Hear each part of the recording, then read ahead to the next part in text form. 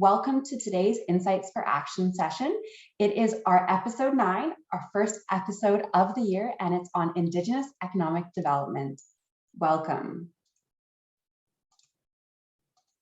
At this point, almost everybody in the room, I can guarantee, is very comfortable and familiar with using Zoom, but we're going to do a quick overview of the best way to interact and engage with us throughout today's session. So we are recording today's session so that you can watch it after and share it with friends and family and your colleagues in your network. So we are having everybody on mute for the best sound quality, but just because you're muted doesn't mean you can't engage with us. So I'm going to invite everybody in the room to open up their chat.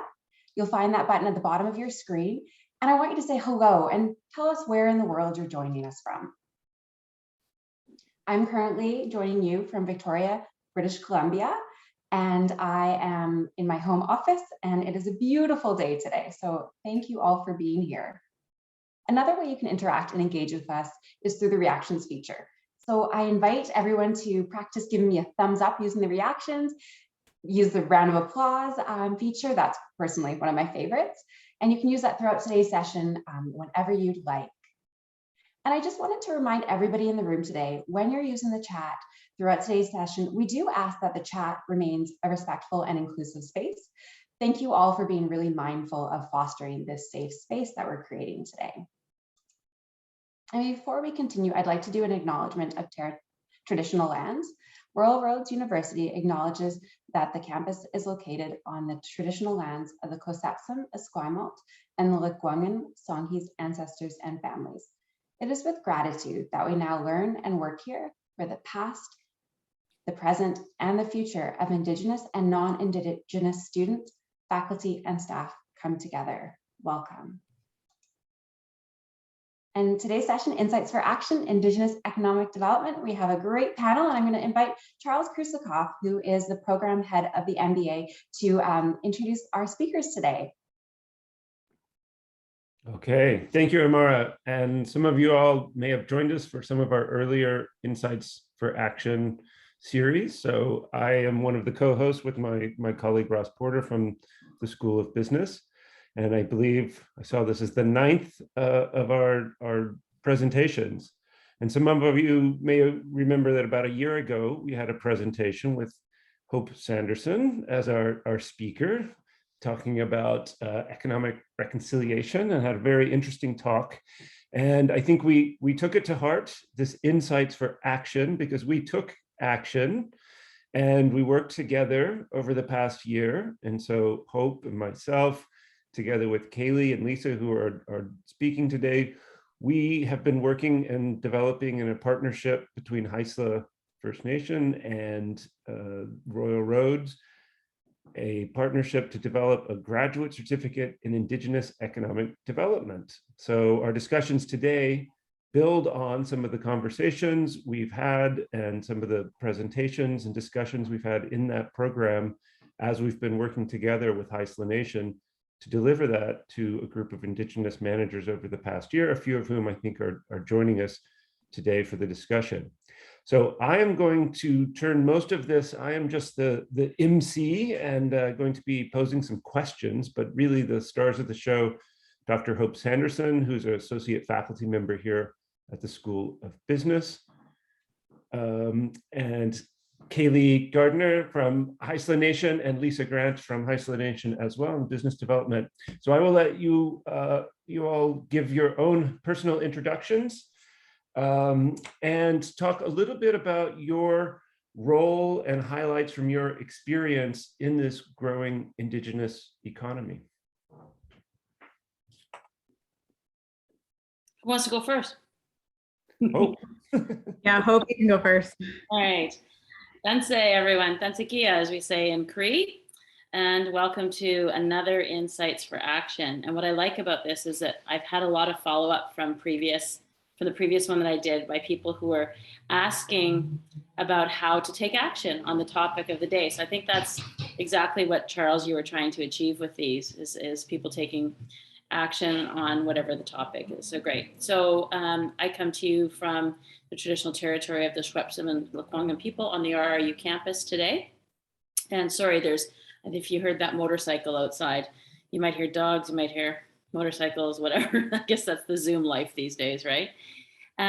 So yes, I'm a new faculty at Royal Roads for the last year about, and after a almost 30-year career in the oil and gas business, having worked with Indigenous communities literally from coast to coast to coast, a lot in the Indigenous economic development space, which is over time, in my experience, that I hope to be able to share with you a bit today, has really evolved and changed dramatically for the better in my experience anyway. So I'm excited to share some of that with you, but I'm excited to share from everyone else today too, including everyone who's joined us today. Samaga. I'll go next. Youtz, Kaylee Gardner, Kalasanugwa, Gyakilincha Aislihe. My name's Kaylee Gardner. I'm from the Haisla Nation. I work, reside, and play on the traditional territory of the Haisla. I'm the Employment and Training Manager for Haisla Nation Council, and I'm also in dual roles. I'm also the Executive Director for Kitimat Valley Education Society. So Haisla Nation Council is a First Nations band, and then Kitimat Valley Education Society is an Indigenous-led education society that partners with the Haisla on a lot of education and training initiatives. And I never really considered myself in the contributing to the Indigenous economy before. Then I started taking the graduate certificate in Indigenous economic development and realized I'm right in it. So I'm excited to be here to talk about it today. Hi everyone, Lisa Grant Diwayu, Laskik Deep Degu, Heltzik Gitgat Diwal Watgu. And so basically Lisa Grant is my name. I come from the Eagle clan and I'm from Heltzik Gitgat, which is Bella Bella and Hartley Bay. I am the Business Development Manager here at Haisla Nation Council, a Royal Roads alumni, and I'm a current dual MBA student. I have worked in youth care for 10 years with Indigenous youth. I've spent 3 years in the corporate world in communications and communities. And personally, I feel that we're all a part of the Indigenous growing economy. If we like it or not, Canada was founded with Indigenous people already on the land. And either way we look at it, Indigenous peoples on all walks of lives are moving towards a better future for the generations coming up behind us.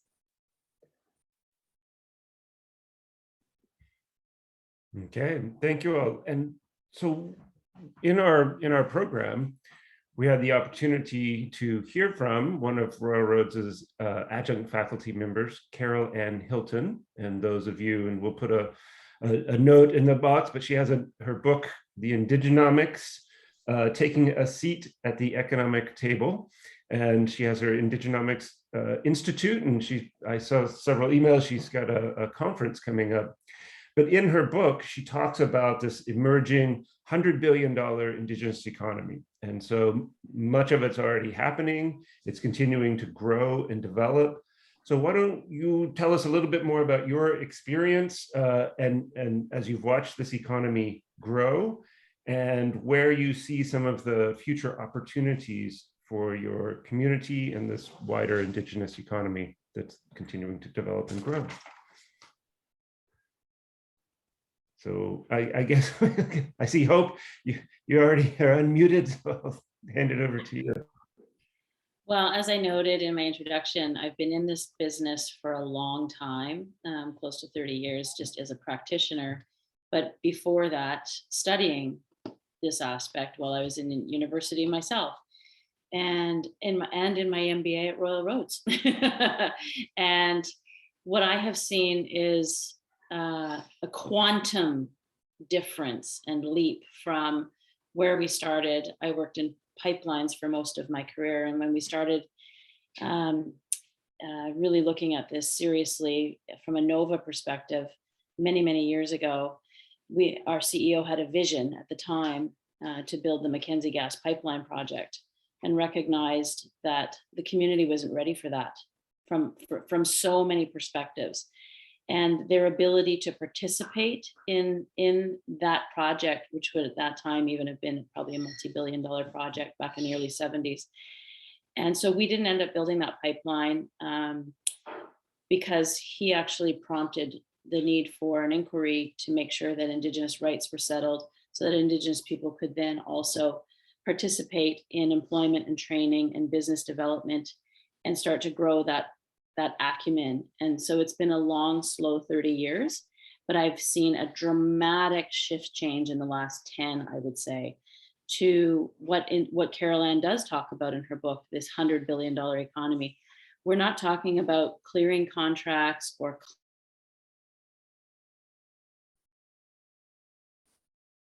Hope you muted. How did that happen? Sorry. We're talking about Indigenous businesses playing a very, very, very significant role in the economy now as opposed to in the past. Sorry about that, folks. I'll go next.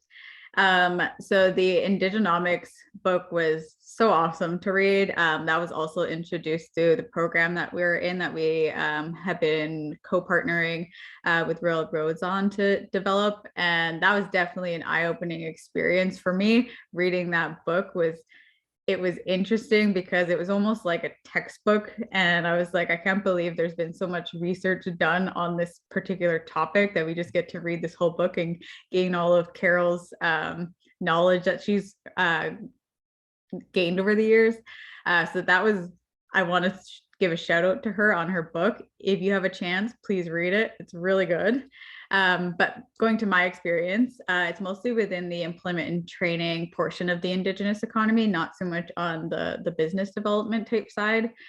And Carol Ann, in her book, she did talk about community economic development, which is driven by finding solutions to economic problems.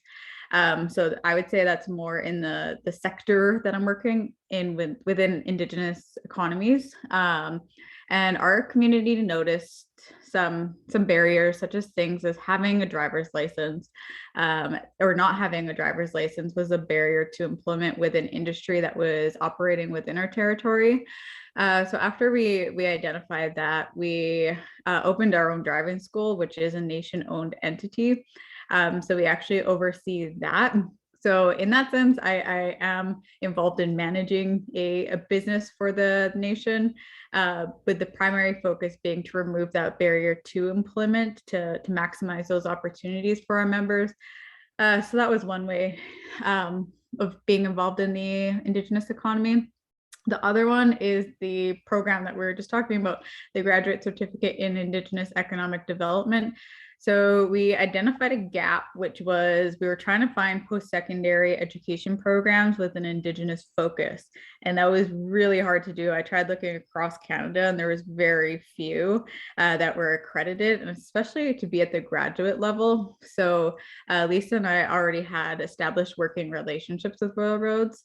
So we chose this school to collaborate with to try come up with a program, and then that's how it evolved to what it became. And we're just getting to the finish line of piloting the program.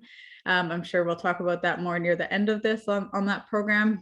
So I would say this was a big one. And when we were given the funding to make this happen, we didn't just want to restrict the admission to Haisla members only, even though we were the key partner in it. We wanted all possible Indigenous students to be able to take it, so then they would get the benefits that they can bring back to their respective communities too. Because it's our belief within our community that when possible, we should share our wealth with our neighbors like we traditionally did. So I feel like that was another way of contributing to the Indigenous economy. Thanks, Kaylee. I feel like you captured that so well. So I wanted to say there's a tremendous amount of growth within the Indigenous economy, and there has been a lot of movement in recent years, as Hope has said, to include Indigenous people in the discussion. There's still work that needs to be done, because there is a difference between having an Indigenous person at the table and actually co-managing a project with Indigenous peoples. We've always made sure to consider others in our decisions. We are not there to make a decision for ourselves. We are there to make a decision for our people. What that means is sometimes work can take longer because it needs to be taken back to a larger group of people to discuss. go back and forth, then come back to the table. We do our best to make sure the children not yet born have a voice, and to those elders who took care of us are taken care of. Life is a circle, and we must take care of each generation so they can take care of us one day.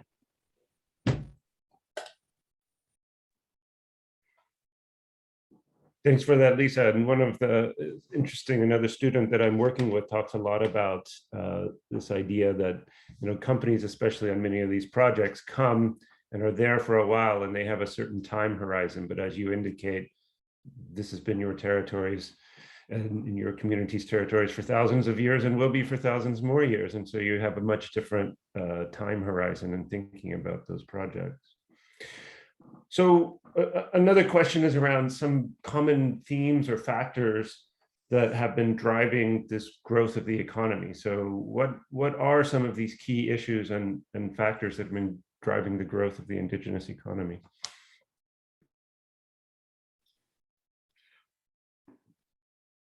Do you want to go first, though? Yeah, I'll take a stab. I think some of the contributing factors to this shift, this dramatic shift that I've seen and experienced over the last 10 years.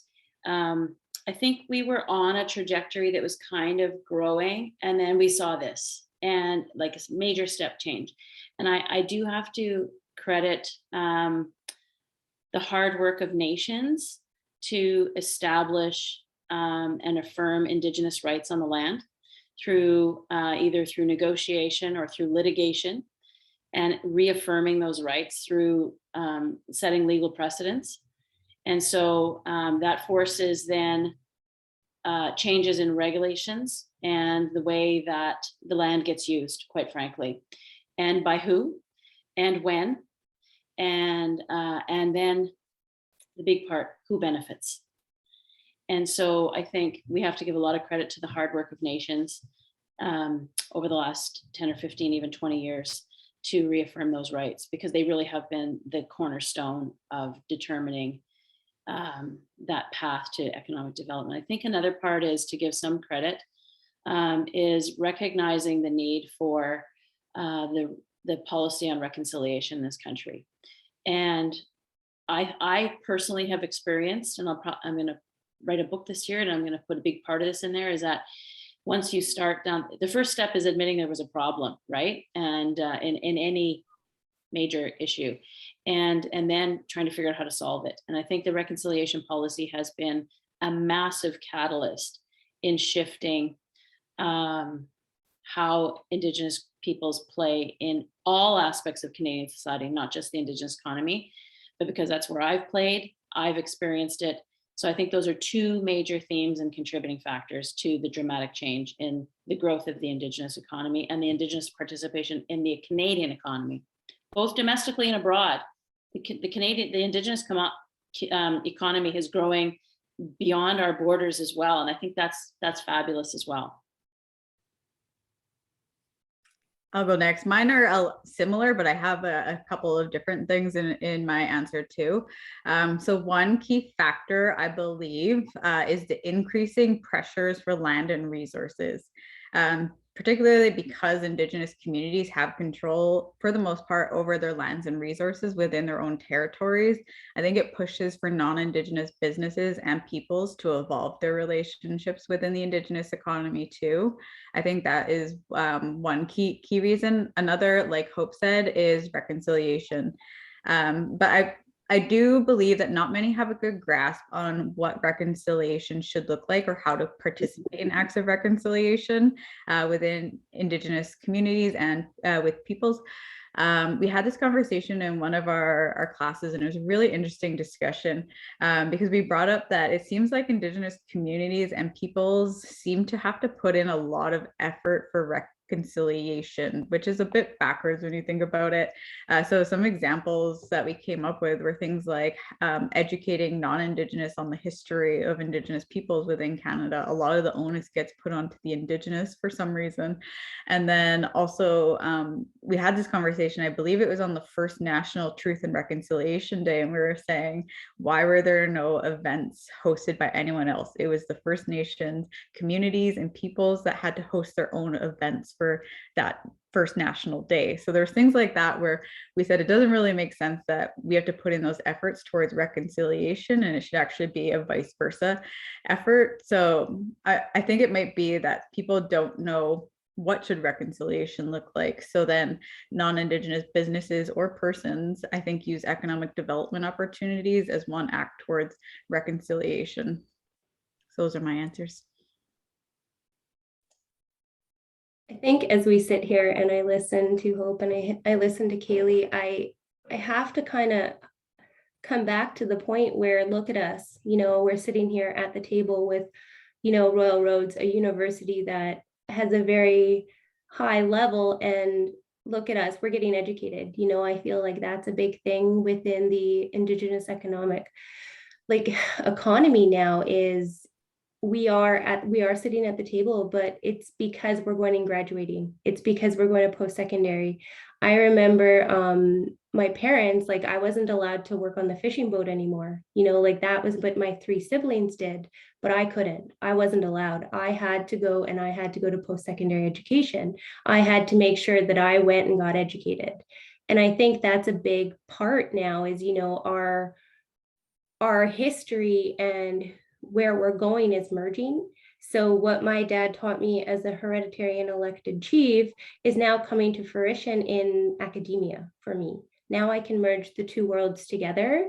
And I think that really showcases, where Indigenous people are going. We are ready to take that $100 billion, right? We're ready to move forward. And that's one thing that has really showcased as well, sitting in class and looking at projects. And I've heard it more than once that Indigenous communities are actually starting to thrive quicker than our municipalities because we're so hungry and we want to move forward so quickly that things are happening. And let me look here. I have to say something on this note. So the slow realization that a lot of what our elders tried to say is becoming a reality.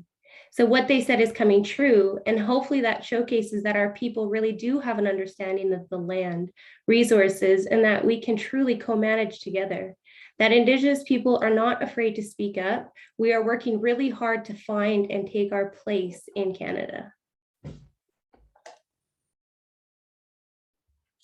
Thanks, Lisa. And that's a good segue because my next question is around some of the projects and opportunities. And I know Haisla Nation is involved with a number of them. The Cedar LNG project is a very large project that's coming forward. And maybe if you can speak to some of those projects and opportunities, and then how they are the impact and role that they're playing within the community as well. Sure. I'll go first on this one. So of course, once again, for me, the biggest benefit I see is the employment and associated training opportunities that come along with projects such as this one. And then in particular, the Cedar LNG project.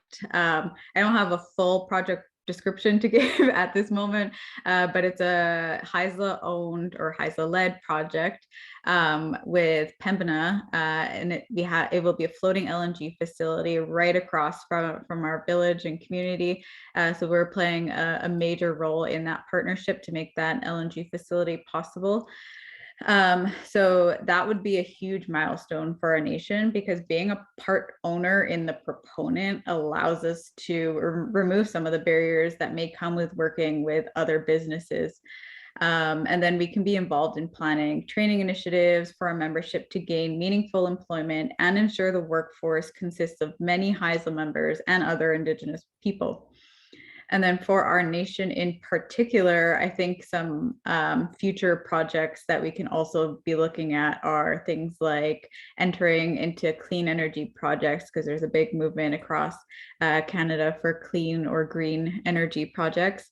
And then eco-cultural tourism opportunities, I think, is a big one to start showcasing our traditional territories or traditional ways. I think would be a great next step to diversify our portfolio within the Indigenous economy. And then I can't speak from the business perspective on these opportunities, but I always think it's a good idea to create more job opportunities for as many of our people as possible, because not everyone wants to work in construction, the oil and gas sector. So I think if we look at other ways to be involved in the Indigenous economy, like those examples I just gave, the better.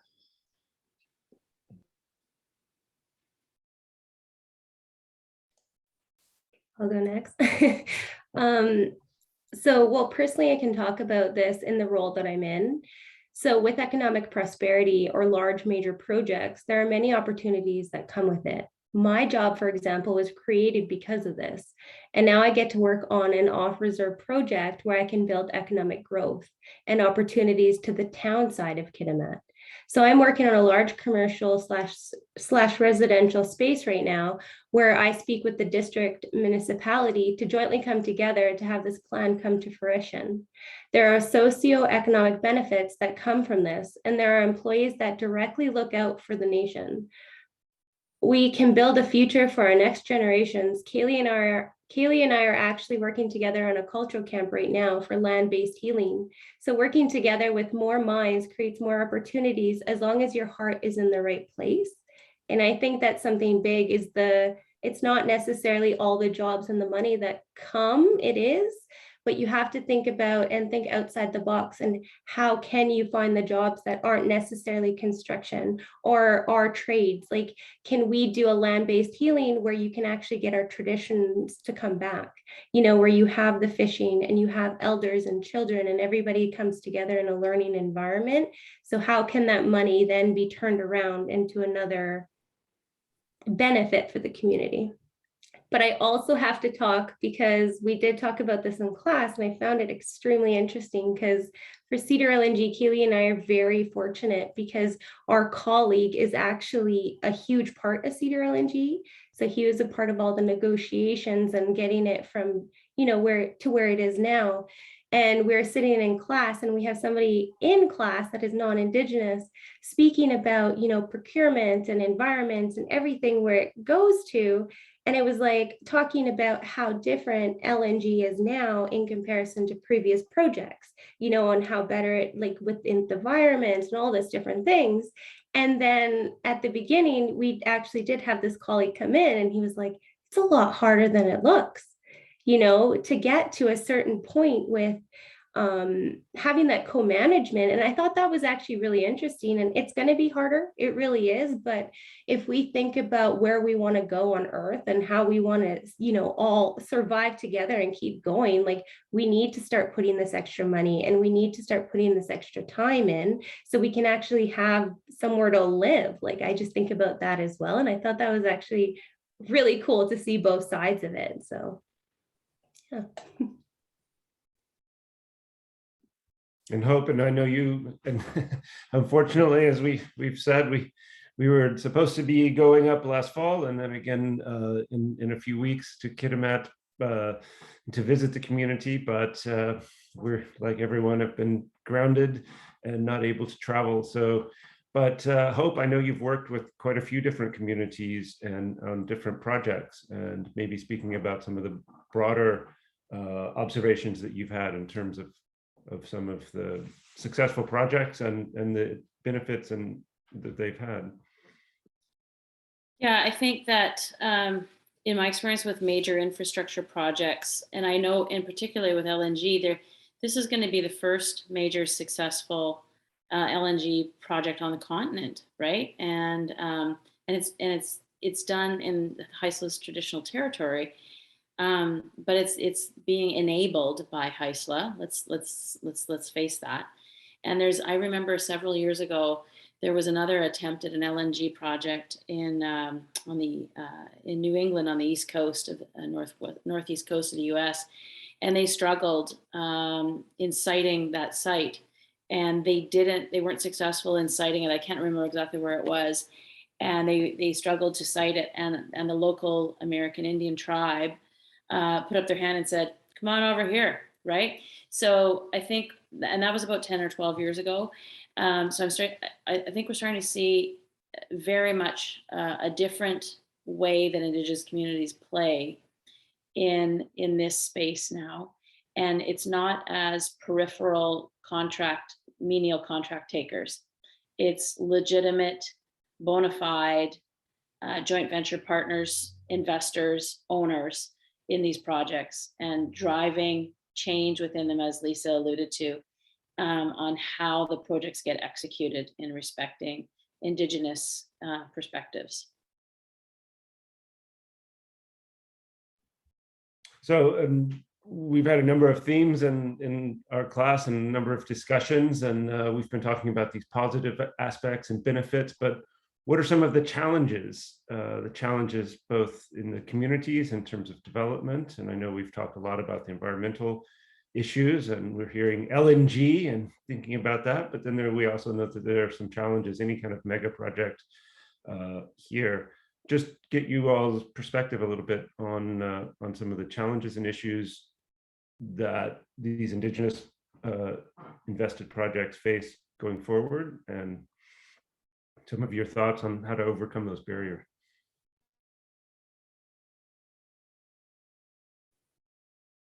I can go first on this one too. So some of the key barriers and challenges, because as I mentioned earlier, a lot of my role is identifying those and then trying to remove any of those to allow for success in capacity building or gaining meaningful employment. But I think a lot of the barriers and challenges can stem back to the intergenerational impacts that we still see today from residential schools. So there are some things like lateral violence and community division that make it hard to progress forward with certain projects or initiatives, both as an entrepreneur or the community itself. I think you run into issues like that. But then you also have the individual challenges, such as things like addictions, poverty, abuse, illnesses, etc., that are part of the intergenerational impacts. So then that plays a role on those individuals being able to flourish as well. And then I think one interesting fact that isn't quite common knowledge, but we made sure to reiterate this in our class numerous times, is that Indigenous communities and peoples had economies prior to colonial contact. So we had established relationships and partnerships with our neighbors, and the primary economic activity was bartering or trading at the time. So for example, the Haisla Nation, we had grease trails going to all of our local neighbors, and then we would trade grease for whatever item was popular in that local community. So that was our Indigenous economy at the time. So I think another challenge particular to that is trying to balance our traditions and values with the opportunities currently available in the overall economy, whether that's within Canada or globally.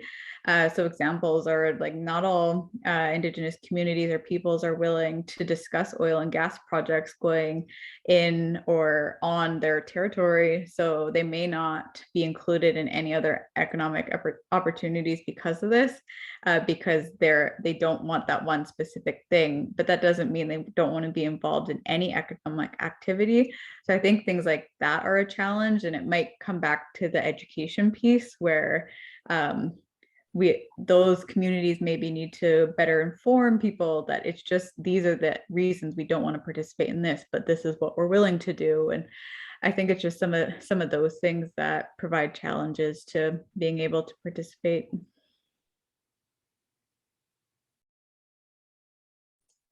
Go ahead, Lisa. So each nation is different, and I know Kaylee did allude to that, but that's big. You know, it seems to be a misconception. We are all different. So each also has their own opportunities and their own challenges. And I'm just going to say it because like everybody sitting at this table knows, they know that I speak my mind. So I'm going to go into it. having a true seat at the table is not just checking boxes. It's a genuine seat where the opinion and the thought of the Indigenous person is taken seriously. There have been times where I've sat in a room, quiet for the most part, and have taken the time to speak, to really think what is being said, gather my thoughts, and bring it forward. And that's where it stops. We are not just a box to be checked. We have valuable information that has been passed down for generations. There are teachings that we have ingrained in us, in who we are. It can't be explained. We really do care about each other as a collective, and we are empathetic. But the one thing I want to leave you with is that we are strong, intelligent, and we know what we are talking about. Do not take our silence for approval, and take the time to get to know Indigenous peoples and to work to a true co-managing of projects.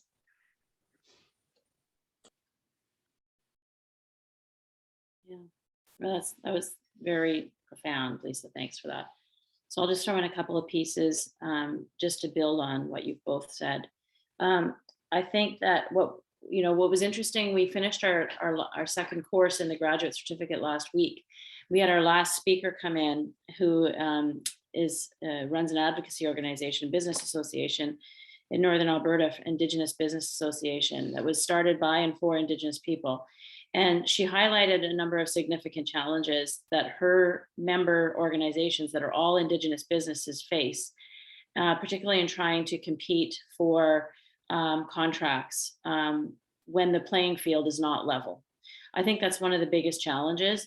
The playing field is not level. A small Indigenous transportation company can't compete with the big established Canadian or even multinational transportation companies. And so, she talked about some of the things that progressive organizations and governments have done to start leveling that playing field. Things like set aside contracts, but also things like her business association that was taking the initiative to address, what Kaylee and Lisa were both talking about, in that, for decades, our people were left behind. And we're not at the same level of advancement in economic development, business acumen. And, I've seen literally thousands of bid applications come across my desk in the last 30 years. And one of the things we need to do is we need to start doing more of what we're doing in this program. This program should be running in every community across this country, Indigenous community, to help build that business acumen for those who want to be business people and want to take their right seat at any table. And it's still very difficult because we're still playing catch up, but we're playing catch up at a rapid pace. And there is lots of opportunity out there. So part of it is helping Indigenous businesses and entrepreneurs and anybody who wants to advance their role as participants in the economy to help. We need more access to the opportunities. And I'm not saying that we lower standards, never. I would never, ever advocate that we need to lower standards for Indigenous peoples to participate, but we need to start looking at ways to level the playing field and remove biases that Lisa talked to, or Kaylee talked about earlier. There is systemic bias in organizations, and many are using the reconciliation movement to start to look internally at their organization. So, and I also sit on the board of the Canadian Mental Health Association. And I would very much agree with Kaylee in that, we have some significant mental trauma in the community for all the reasons that everybody in this room probably knows. But just think about it. With people who suffered from mental trauma, particularly in the Indigenous community, they still have hopes and dreams, and they're still smart and talented people. It's just finding ways to work with that and adapt organizations, not just for Indigenous mental health trauma. I mean, I think we're seeing a global mental health trauma, this last couple of years in particular. So I think there's still some challenges out there. And I think that this pandemic, and one, should be a catalyst for helping us start to really seriously look at some of the systemic barriers that are in our organizations. As Indigenous people, and in this program that we've designed and are delivering, we're starting to look at all those different aspects as elements that need to be, and we can address to remove some of those barriers and address those challenges.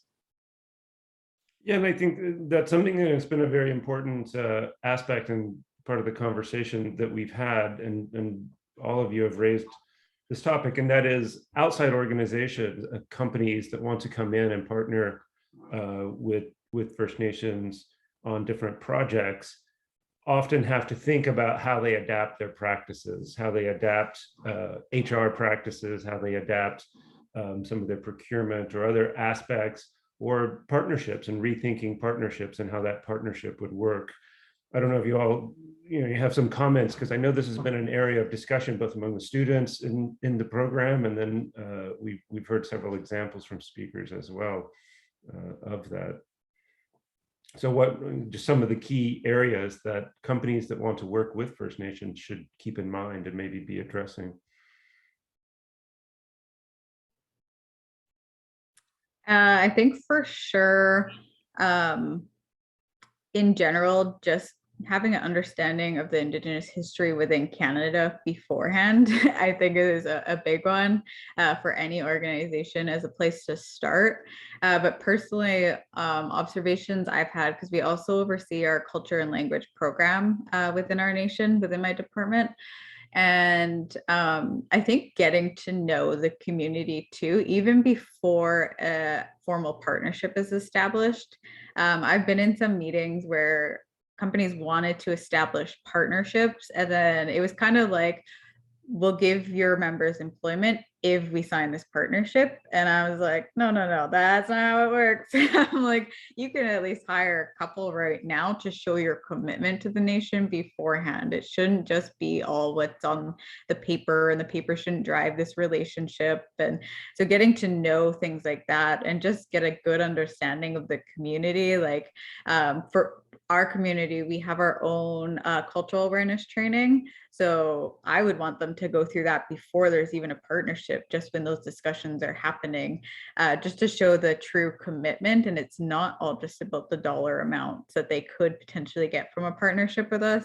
Those are the things that I would like to see people look at when trying to develop partnerships. I have to, oh, sorry, go ahead. No, go ahead, Lisa. I have to agree. It's not all about money. I find that one too. It's like, oh, let's revenue share. And it's like, like there are nations that really do, we want a partnership, and like, I actually found that was a big thing with working with railroads in the first place, to be completely honest. And Kaylee and I had a lot of conversations like about this, and it was like a program, they're working with us. Like, and I think that's something that I'm not sure if we really got across either, is this actually, a first discussion was with Charles in the MGM, and he was actually an instructor. And as soon as he found out that I was Indigenous, we actually talked about Indigenous trade. And it was like, all of a sudden the doors opened, and he told me about actually, like in the States, about this like event happening, and I couldn't make it at the time. But I just think about, like that little conversation turned into, Kaylee, Hope, like everybody then came on board, and we've been literally at the table at the beginning. It's been a true partnership of a collab, of a graduate level certificate. And I think that in itself was big. It wasn't like, this is what we're doing here. Like it was no, like we're sitting here, we're taking this together, and we're actually going to co-create something.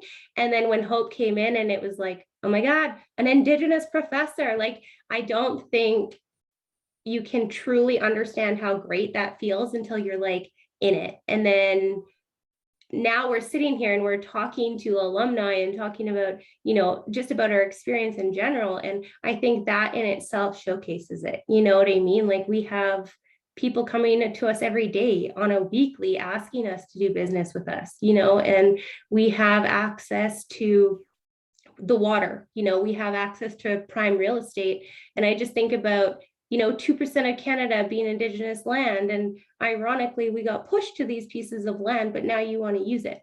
Like I think of those kind of things, and I'm just like, oh my goodness, like it's just a huge educational journey. But I do have to put my hands up and thank Royal Roads too, because it's been an incredible experience as as I say that, and thank you. But I think that's what true partnership is actually working together and not being told what to do. Nobody likes to be told what to do. I'll just build on both of those. So the first one is, I've always referred to Royal Roads as academic Disneyland because it's the most magical place on earth to learn and now teach. and I just want to come back to what Kaylee and both Lisa said. In the early days of my career, I worked for one of the most fabulous companies ever, I think, and an amazing culture.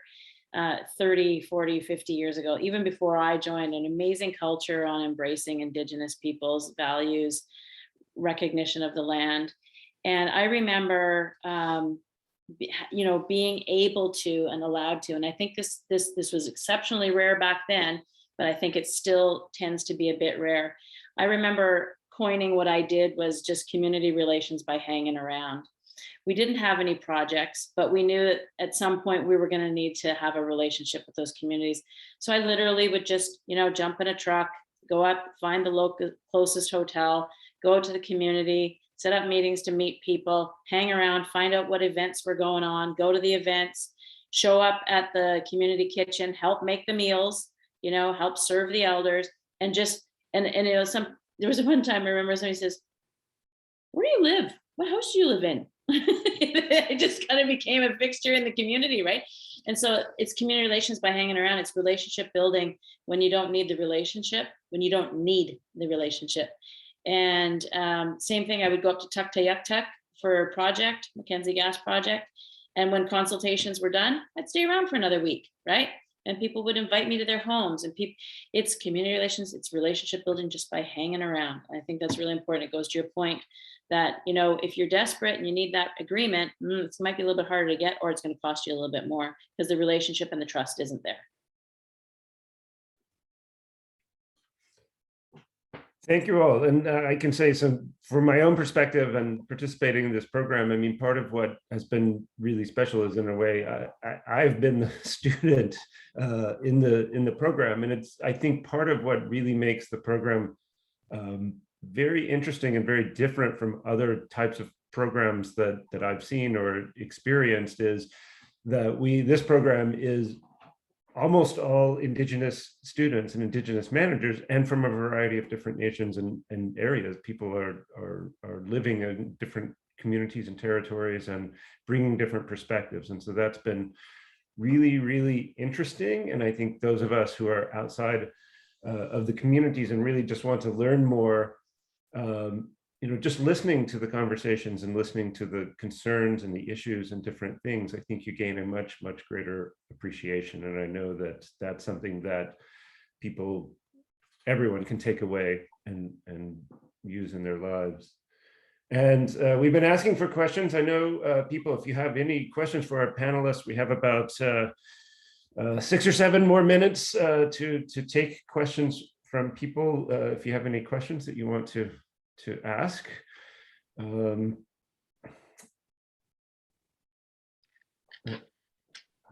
I can Hope, do you have questions you want to?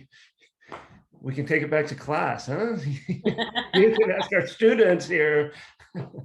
Let's flip the class. See, I'm learning too. One thing that I was thinking of, and you had mentioned it earlier, Kaylee, about Haisla is in this really special place because it is sort of the epicenter of where a lot of this development is going on, but that development includes a wide range of other nations, both along the coast and near you, but then also this one project, pipelines coming all the way across BC and engages a lot of other groups. And I know you all have been working on different partnerships and ways to work together, including our program where we include people from different nations. So just maybe if you talk a little bit about how you all have been working with other nations on some different initiatives or projects. Yep, I can start this one. So I can't remember which year, it might have been around 2019. Our nation and about I think it's 5 or 6 other local First Nations, developed what's called the Northern First Nations Alliance. And then there's also the Employment and Training Subcommittee, which I'm a part of. So it's myself and those in similar roles to me and the other local First Nations. We were meeting on a quarterly basis. Pandemic kind of threw off that timing, but we still do virtual meetings. And really it was to talk about problems that or challenges that we would run into in terms of getting our members employed or trained or those type of things. And then brainstorm solutions together. But it was also an opportunity to be able to collaborate on certain projects. So if we wanted to run a training program and bring it to community and we weren't sure if we were going to be able to fill the seats, we would open it up to the rest of those on the committee and do partnerships like that. So that was one initiative. There's a couple of other subcommittees, but I'm only a part of the employment and training one. There was a housing one. I believe they have a mental health one now. And I think there's one more that I'm missing. So that was one big initiative. I don't know enough about it, but I also know Haisla is a part of a First Nations Climate Change Coalition, I believe it is, with a couple of other nations. That's another collaborative effort that we have. Those are the main two. And then, like I mentioned earlier, this program was one. And then when we piloted this program, we knew we weren't going to want to be the leads on it forever, where it was always just going to be a Haisla focus. We wanted to pilot it, and then eventually other communities could host it or showcase their economic development. Like in particular, we know West Bank and Squamish are so progressive in their economic development. We would love to have them featured in future ones, not just Haisla. So even sharing opportunities like that is like things we try to do.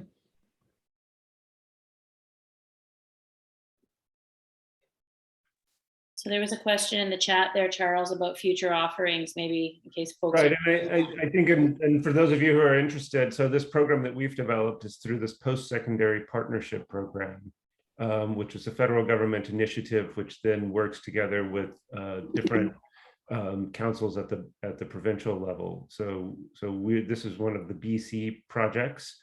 The post-secondary partnerships are run by different nations, and then they have partners who work with them to deliver credit-based programs. So different universities and colleges I know have participated in this and developed different programs. And so Royal Roads has done a couple of different programs. But each nation can explore and put forward projects. So that's one thing. If anyone's interested in the question, and it is our intention to offer this program again. We're currently, so we're sort of piloting it, meaning we're developing the content, the curriculum for the program and delivering it, and now getting it through all the formal approval process at the university. And then so that we can list it and open it up and have what we would say an open enrollment offering, which we hope to do this fall. So we're sort of tentatively looking at September to December timeframe. Based on our experience, both in running this program, we would love to be in community, but there are many barriers to that. And we also found there was a great opportunity for people. We were able to cast a much wider net and have people who are participating from different parts of BC, from the island here, from northern BC, from Alberta, from different places who are able to come in and participate in this program because it's been all online. And so the offering that we will have in the fall, I believe, will be all online, so that we have a couple of residencies online, meaning 5 days where we're sort of intensively together doing some programs. And then during the rest of the time, then we have just a class where we have a discussion and meeting each week, and then a series of activities and assignments that teams and individuals that you would work on. So we will be, we're finalizing that, and we're going to be posting more information. So if you're interested, reach out to Royal Roads. I think Amara is going to post some more information, but reach out to us, stay in touch, contact us on the site. I'll put my email address in here as well. We're definitely interested in talking with people, and we've thought about, well, delivering this. So there's the graduate certificate, but delivering it in other formats as well, where we work could be just a shorter, like workshops, bring in some different speakers or different opportunities. So we're interested. It's just such an interesting and fascinating area. And now we're building up our speakers and people who are engaged with us so that we have a good team of people to work on the program and sort of customize it. And I think it would be very interesting to develop and deliver it in another nation and in a different context. Charles, Yes. is this where I can say that this is actually the finishing to my dual MBA? And I was the first to register, so I feel pretty good about that.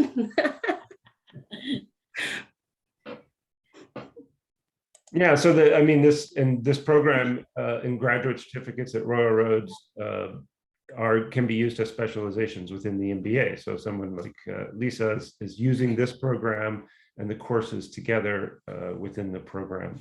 So this is kind of a stepping stone. You could do the program and then come into one of our master's programs at Royal Roads. So we're trying to create some flexibility and pathways. And I think, as Kaylee was talking about, that's really important in terms of making education accessible. So making it relevant to people and then also making it accessible and to fit with people, and so that they can build their skills and confidence and come into additional educational opportunities. I just shared a slide here, Charles, about all of our different programs that we're currently offering through the School of Business. So you were speaking to them, so I thought it'd be nice to have a visual aligned with it. We don't have the grad cert in Indigenous economic development information yet on the website, but we will be launching it. So reach out to us. We can absolutely send out updates when we have them. And I'm happy to send information out to everybody who registered to today's session. If you want to know, I'll send you an email letting you know when we have that website information up.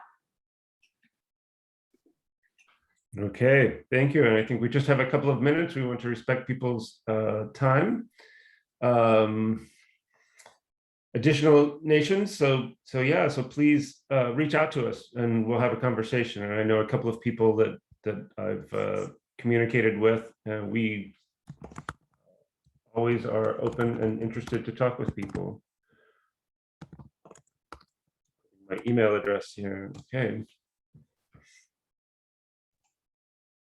Wonderful. Thank you so much. Thank you to our speakers. Thank you to our hosts. Thank you to everyone here today who took the time to show up and to listen and to learn. I wanted to ask, is there any final words from any of our speakers or panelists that you'd like to share with the people in the room today before we close down today's session?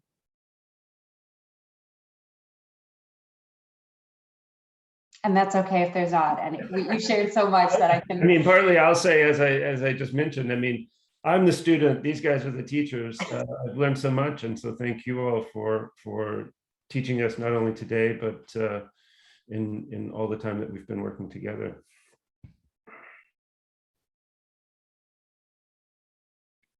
Wonderful. Thank you, Hope. Thank you, Kaylee. Thank you, Lisa. Thank you, Charles. This was an incredible session. I learned so much, and I'm really looking forward to sharing out the recording with everybody here today so that you can listen to it again.